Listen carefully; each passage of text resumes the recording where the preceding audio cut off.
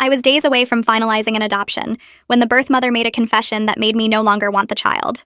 My husband and I had been trying to have a baby for 4 years with no success. After our third failed round of IVF, we decided to look into adoption. The agency called us 6 months later and said they had a birth mother who wanted to meet us. Her name was Chloe, and she was 22 years old and 6 months pregnant. We drove to the agency office and sat across from her in a small conference room. She was tiny and soft-spoken with long brown hair. "I want my baby to have a better life than I can give them," she said quietly. "When I saw your profile, I just knew you were the right family." I started crying right there. My husband asked her questions about her health and her pregnancy, and she answered everything honestly.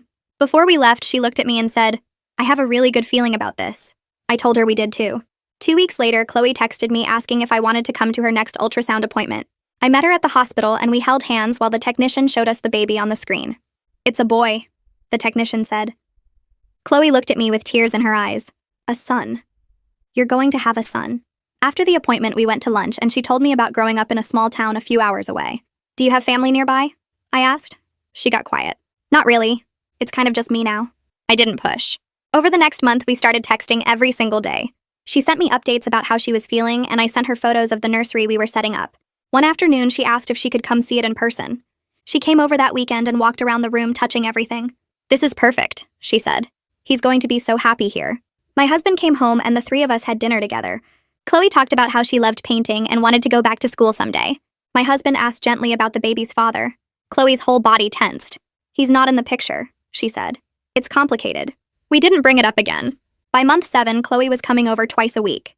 She helped me pick out paint colors for the nursery and hung up decorations with me. We went shopping for baby clothes together and she'd hold up tiny outfits and laugh. "I can't believe how small these are." One day while we were folding onesies, she said, "I want to stay in touch after he's born.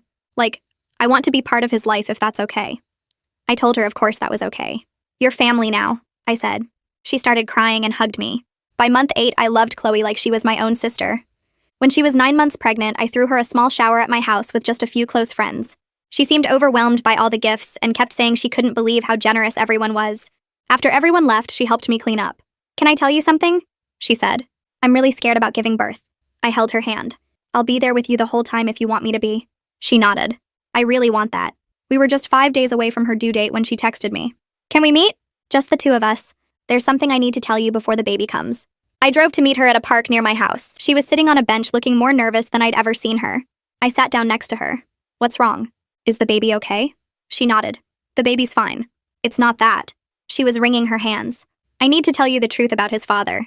You deserve to know before you finalize the adoption." I told her she didn't have to tell me anything if she wasn't ready.